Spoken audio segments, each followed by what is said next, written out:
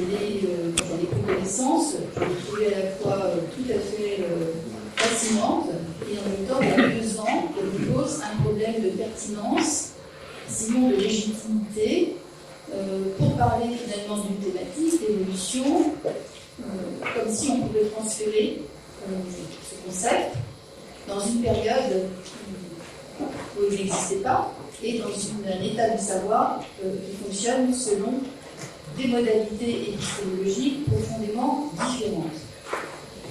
Et tout ça m'amène peut-être à commencer par poser un peu le cadre général de précisément le fonctionnement du discours sur les plantes, qui n'est pas nécessairement que botanique, dans une période qui pour moi se limite toujours à avant 1736 et qui en l'occurrence même ne dépassera pas 1660 et pour des raisons strictement conjoncturelles. Dans cet arc chronologique, on a une immensité inimaginable de textes, de publications qui évoquent les plantes, et quand je dis qui évoquent les plantes, je ne parlais pas d'une évocation poétique, mais bien de textes scientifiques. J'ai commencé à faire un recensement il y a de ça 25 ans. 25 ans plus tard, je suis à plus de 1500 pages, et j'en découvre encore, pas tous les jours maintenant quand même pas, mais bien tous les 2 mois à peu près. Ces grandes publications de la Renaissance et du XVIIe siècle continuent à être citées et utilisées jusqu'au XVIIIe siècle, et il faut tous les jugements au vitriol de l'idée pour évacuer donc tous ces savants, au moins la plus grande partie d'entre eux, et les renvoyer dans les limbes qui hébergent aussi, toujours selon l'idée, les imbéciles et les ignorants. Ce système de description du végétal fonctionne d'une façon qui est cohérente, et c'est là-dessus que je voudrais vraiment insister. Il fonctionne d'une façon cohérente, mais en demandant un système interprétatif toujours différent et qui inclut une part de philologie, parce que la première des choses à dire, c'est que jusque, je dirais, au milieu du XVIIe siècle, on fait de la botanique d'abord avec des livres et ensuite avec des plantes. Et du coup, on ne peut pas du tout évacuer la dimension de l'erreur qui provient des livres. Là encore, c'est Linné qui écrira qu'il est mieux 10 fautes contre la grand-mère qu'une seule contre la nature. Jusqu'au XVIe siècle, on dirait plutôt le contraire.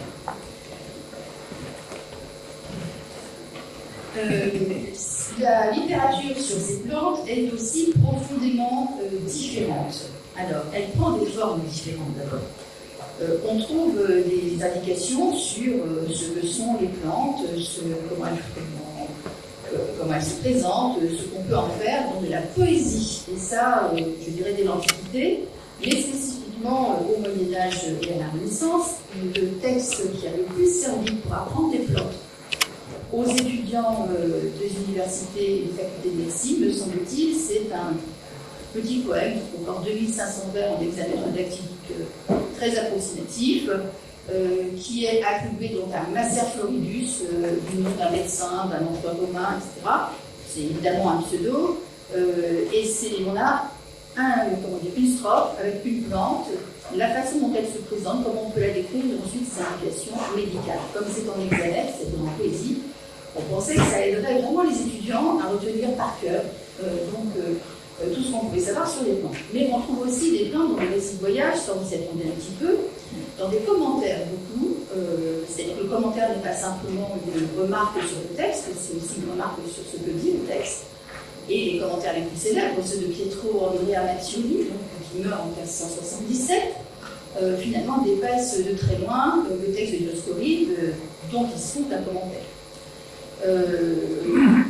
Des textes aussi plus étonnants, par exemple, l'éloge paradoxal a beaucoup servi pour les plantes.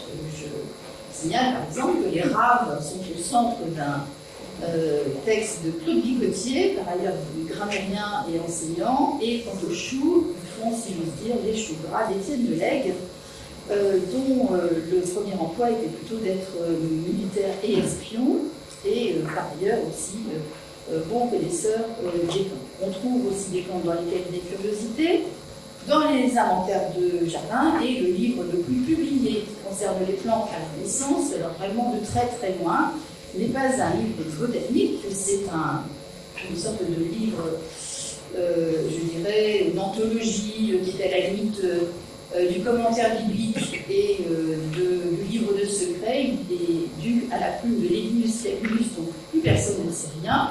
Il était un médecin frison.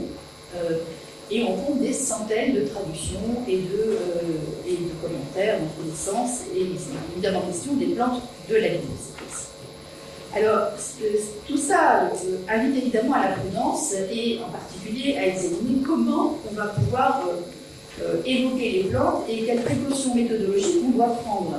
Alors, la première, me semble-t-il, c'est clairement de faire attention non pas au texte qu'on cite simplement, mais aussi à l'état du texte qu'on cite, parce que on a quelquefois des ennuis, ne serait-ce qu'avec la désignation des plantes. Je vous donne un seul exemple, celui d'un texte tardo-antique du pseudo-Apulée, qui se présente comme une série de notices sur des plantes. Ça commence toujours par Ali Dikut, qu'il faut traduire par certains nomment cette plante de cette façon. Et c'est généralement précédé d'un texte sur une plante particulière qui a un statut particulier, mais qui, selon les manuscrits, s'intitule des Betonica, des Betonica ou des Véronica. Et là, on est quand même devant un vrai problème parce que la suite du texte ne permet pas toujours de trancher. Donc il faut aussi regarder dans quel état est le texte pour savoir de quoi on parle. Je suis tombée quelquefois sur des observations concernant les asperges. Je ne comprenais pas comment on pouvait attribuer ces observations aux asperges, jusqu'au moment où je me suis rendu compte que le chapitre sur les asperges suivait un autre chapitre dans l'histoire naturelle de Pline, et que les copistes qui savaient peu de botanique ont coupé le texte au mauvais endroit. Et du coup, on se retrouvait avec des indications qui étaient rapportées au chapitre qui suit ou au chapitre qui précède. Quand je parlais de prudence, il faut évidemment en avoir. Du coup, il faut évidemment regarder tout ça avec du recul. Ma liste des textes qui parlent de plantes n'est évidemment pas exhaustive. J'aurais dû aussi citer les correspondances, par exemple, dans lesquelles on trouve un très grand nombre de correspondances médicales qui portent sur les plantes. Alors des vraies correspondances avec de vrais destinataires, et puis aussi des fausses correspondances qui sont un genre particulier tout à fait fréquent à d'avancer. Alors, du coup, pour traiter ces questions, les questions relatives aux plantes à la Renaissance, il faut commencer par désapprendre tous les réflexes des naturalistes contemporains, parce que la science de la Renaissance, par exemple, intègre des données comme l'imaginaire des végétaux. Elle manifeste un très grand goût pour les merveilles, et c'est pas tout à fait un hasard si le texte qui les amuse le plus, les naturalistes, c'est l'histoire naturelle de Pline l'Ancien, dont on sait par ailleurs qu'il comporte un nombre absolument incroyable d'erreurs de toute nature. Il faut aussi comprendre que c'est pas parce qu'une source est mauvaise qu'on va se priver pour autant de l'utiliser. Parce que le savoir est compilatoire, et que donc si on n'a pas tout dit, on n'a rien dit. Et les naturalistes, donc, continuent à répéter des choses dont ils savent pourtant qu'elles ont peu de chance d'être fausses.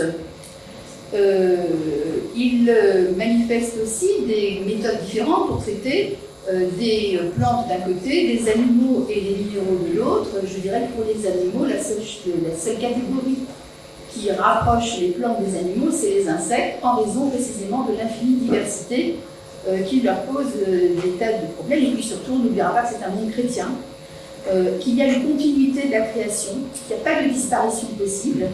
La première fois où je trouve la mention d'une plante qui aurait peut-être disparu, c'est sous la plume de Boerhaave, qui est le grand naturaliste néerlandais.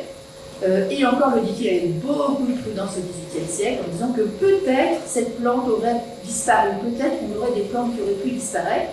Ça, c'est impensable pour un naturaliste de la Renaissance, parce qu'il est impensable que la création puisse devenir imparfaite par perte d'une partie donc, des objets qui la constituent.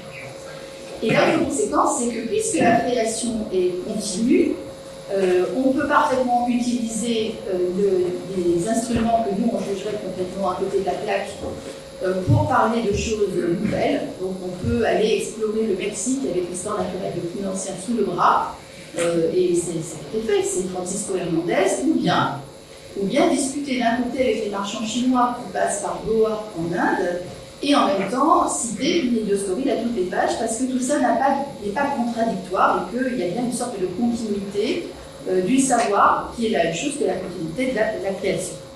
Alors du coup, comment répondre à l'invitation et à l'interrogation de la classe comme une forme d'évolution dans un contexte dont vous voyez bien qu'il est extrêmement différent. Alors du coup, j'ai relu quelques pages de Darwin, pas toutes bien sûr, sur les plantes, et puis il m'a semblé qu'il y avait quand même 2 ou 3 idées ou 2 ou 3 concepts qui méritaient de trouver un écho dans cette littérature botanique pré-darwinienne et pour ce qui me concerne pré-linnéenne, quelles que soient les différences. Et j'en ai choisi 2 en particulier pour étayer ma démonstration. Alors, la première notion que je vais retenir, c'est celle de la variété et celle de la variation des végétaux. Mais pour dire immédiatement que ce problème, qui a été longuement débattu ce matin, exposé en tout cas ce matin, trouve évidemment un sens extrêmement différent dans un état de la science qui n'est pas du tout le même. Le problème des naturalistes anciens n'est pas de savoir si les plantes ont pu évoluer, si elles ont pu s'adapter sur un temps très très long. Il est de savoir si on parle bien de la même chose. Et c'est pas gagné non plus cette histoire. C'est-à-dire que le premier problème, c'est de savoir si 2 plantes qui se ressemblent peuvent avoir le même nom, si un même nom peut vraiment désigner des plantes différentes, et comme ça ne leur pose aucun problème, il suffit de mettre en place des jeux de synonymie et d'homonymie et des tables qui vont bien pour se repérer dans le système. Alors en général, ces difficultés, elles apparaissent au moment où on a des questions, on cherche à apporter des réponses simples à des questions qui sont en réalité extrêmement compliquées. Par exemple, on a une très belle controverse qui court sur tout le XVIe siècle pour savoir combien de plantes apollinaires douces on doit compter.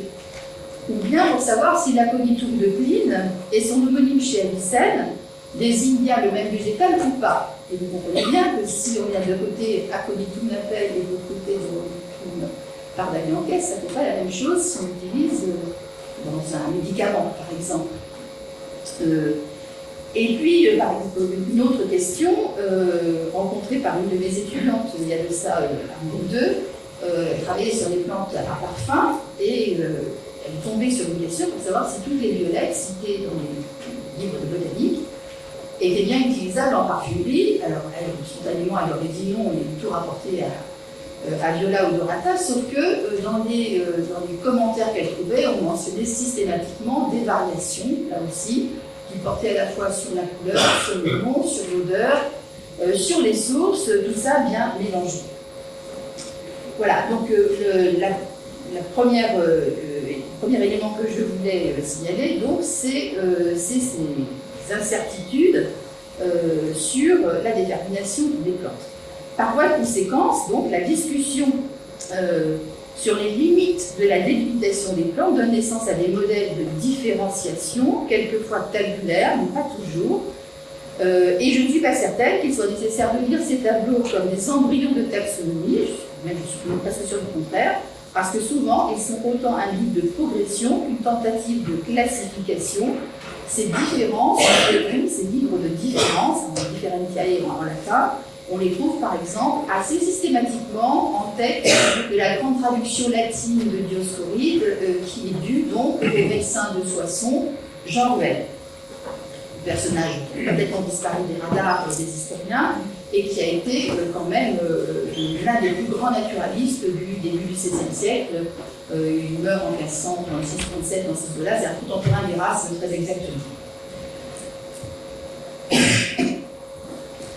La seconde conséquence touche les termes mêmes du débat. Alors j'ai bien entendu ce matin qu'on espérait que le débat pouvait s'inscrire dans un contexte de confrontation des idées apaisées, et je regrette de devoir dire qu'à la Renaissance, il en va tout autrement, et que les naturalistes s'échappent littéralement sur des questions aussi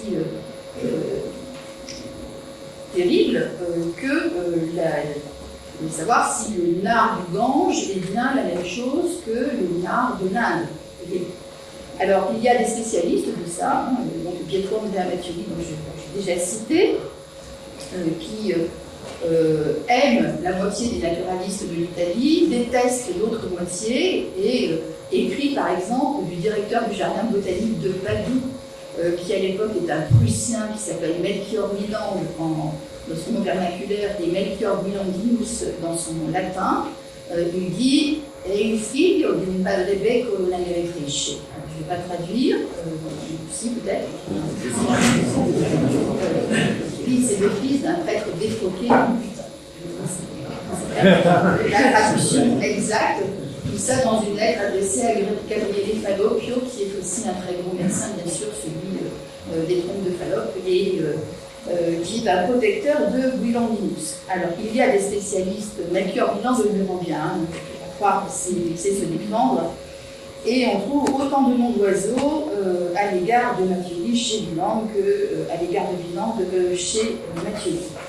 Et puis on a des professionnels de la pure invective aussi, hein, quand même, à la Renaissance, un certain Scaliger par exemple, qui ne manque pas une occasion pour commencer un discours sur une plante et le terminer avec une bordée d'insultes à l'égard de ses contemporains. Alors, maintenant, il faut voir un peu comment les choses se passent dans le détail.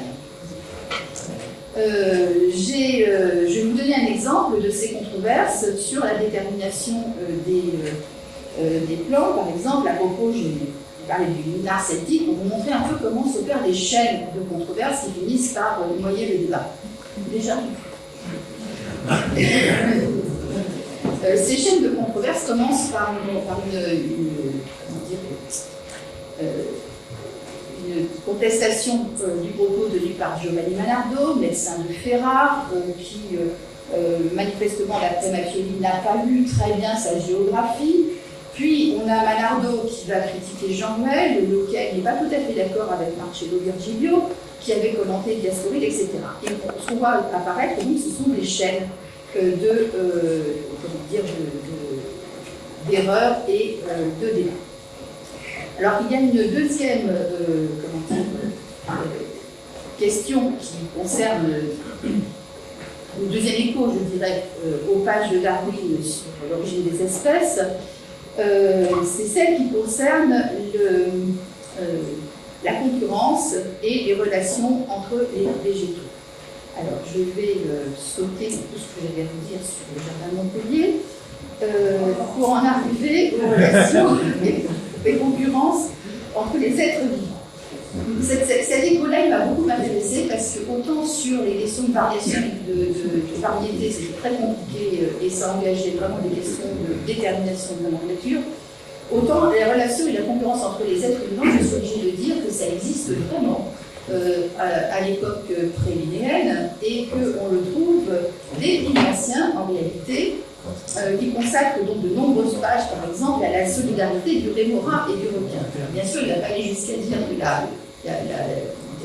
squelette du rémora lui permet de s'amarrer au requin et que c'est une nouvelle évolution, mais il va dire qu'il y a une amitié, une sympathie entre le rémora et le requin, qui est une sorte à la fois de miracle de la nature et en même temps de fait bien établi. Cette même idée d'amitié entre les végétaux existe et on la trouve dans tous les ouvrages de botanique donc de la Renaissance. Donc je vais rester avec Mattioli pour ne pas perdre les bonnes plumes de vue. Et voilà ce qu'il écrit. Il écrit « Nature mère de toutes choses a créé plusieurs icelles qui entre elles s'accordent une grande amitié ou par une grande amitié se désaccordent, ce qui est plus admirable en nature et qu'on désire le plus de savoir. Par quoi il m'a semblé bon d'enquêter ici en bref, ça c'est pas vrai, et principalement de celles qui servent en médecine. » Il va développer alors un très long chapitre sur les cas de plantes qui servent ou, comme il dit, qu'ils s'entre-haïssent. Alors, c'est pas un cas isolé. On trouverait chez un jésuite, par exemple, qui en 1615 publie donc les Dissertatio Physica des Plantis, avec un énorme chapitre aussi, sur les plantes qui s'aiment ou qui se haïssent. Et il donne des tas d'exemples, qui sont d'ailleurs les mêmes que ceux qu'on trouvait chez Mattioli et qu'on trouvait avant en Mattioli, plus souvent chez lui. Voilà. Alors je vous donne ces exemples. Il dit que la vigne est en conflit avec de nombreuses plantes comestibles ou non. Elle déteste particulièrement le laurier, les choux, le noisetier et le lierre. Le lierre étrangle presque tous les arbres, dit Lorenz Forer, donc les jésuites, sauf le pied de vigne. L'hostilité entre les deux plantes est telle que si on fabrique une coupe avec du bois de lierre et qu'on verse dedans du vin mélangé à de l'eau, le vin se répand, laissant l'eau toute seule. De la même façon, l'hostilité entre le chêne et l'olivier, qui sont confrontés l'un à l'autre, les fruits du premier provoquent un mal de tête, dit que les fruits du second contribuent à soigner. La fougère craint les roseaux et celle des deux espèces qui surpassent en abondance en provoque la disparition. Mais il n'y a rien de pire que l'hostilité entre le chou et la vigne, qui donne lieu là aussi à des développements qui vont sans doute nous faire sourire. Alors, par exemple, on nous dit que la vigne et le chou sont si ennemis que la vigne au pied de laquelle on aura planté un chou, dans peu de temps, d'elle-même se reculera. J'ai mal à imaginer le son à l'arrière de la vigne. Pourquoi pas. Pour ceux, dit-il, il m'émerveille si le chou a l'habitude de garder dans le gré et si les Allemands en mangent ordinairement pour rompre la force du vin. Alors, voilà une idée qu'on retrouvait déjà en 1530 chez Étienne de Lègue, qui nous explique que si on veut éviter le mal aux cheveux, vous savez, quand on a trop bu un soir, alors il faut de la tisane de chou qui va permettre justement de lutter contre ce mal de tête, parce que précisément la vigne et le chou sont complètement ennemis. Pardon ? Non. Voilà, alors il en donne d'autres, des inimitiés, il donne le roseau et la fougère, il donne l'amitié au contraire entre les vignes et les ormes d'un côté et les peupliers de l'autre, la grande amitié entre le myrte et l'olivier, entre le figuier et l'olivier, mais il précise que l'orange, par sa seule présence, étouffe les légumages. Alors, je vais conclure maintenant pour essayer de tirer les conclusions de ces pages qu'on aurait tort de considérer sur un mode purement ironique, comme si on avait tout dépassé, parce qu'en réalité, ça procède bien d'une explication qui, pour être en effet fausse, n'en est pas moins systématique et de nature à expliquer le monde. Alors, pour tenter de sauver la botanique darwinienne, donc de ces deux, j'ai relevé deux idées darwiniennes, mais j'aurais pu en prendre une troisième qui est celle de l'adaptation au milieu, et à cette idée de l'adaptation au milieu, elle se retrouve encore expliquée par des systèmes d'antipathie et de sympathie entre les végétaux. Ces éléments donc inspirent directement la littérature agronomique, et les agronomes en général ont plus de bon sens que les naturalistes sur ce terrain-là, et ils éliminent assez fortement tout ce qui semble un peu magique. Mais il reste quand même des choses. Par exemple, sur le cas des concombres, qui aiment si fort l'eau, disent les naturalistes, que posés au-dessus d'un vase qui contient, ils s'allongeront pour descendre dedans. Mais si on met de l'huile dans le même vase, ils se courberont contrement pour l'éviter. Mathioli en tire une règle: les arbres dont on tire de l'huile ou de la résine ne peuvent être hantés d'aucun autre. Au contraire, les autres arbres peuvent servir de porte-greffe, etc. De la même façon, on trouverait des tas de pages sur l'héliotropisme, par exemple, qui les a beaucoup facile. Là s'arrête la correspondance, donc j'ai parlé d'écho, pas d'anticipation. Le système causal du discours botanique ancien ne regarde pas vers le passé, il ne cherche pas à comprendre comment on en est arrivé là. Il est simplement, il se fixe simplement au but de rendre compte du monde tel qu'il est. L'idée que sa perfection n'est pas totale, qu'on pourrait dire par ce biais ne pas rendre justice à la création, n'est pas concevable. L'objectif est de faire de la botanique une sorte de théorie de l'agronomie, dans certains cas. Je crois que c'est Vaillant qui dit quelque chose comme ça. Les botanistes de la Renaissance savaient parfaitement le latin et le grec. Ils utilisaient à la fois les enseignements de la littérature et ceux de l'observation, pouvaient construire une science cohérente dans un ordre chrétien, ce qu'ils ne pouvaient pas faire en revanche, on ne pouvait pas, comme il est arrivé par exemple à l'arbitraire du nom, qui est tellement plus simple et tellement plus triste, ni comme Darwin, installer une causalité des espèces dans une durée qui n'était pas celle de la culture de l'homme, mais un temps beaucoup plus long qu'il ne pouvait pas maîtriser.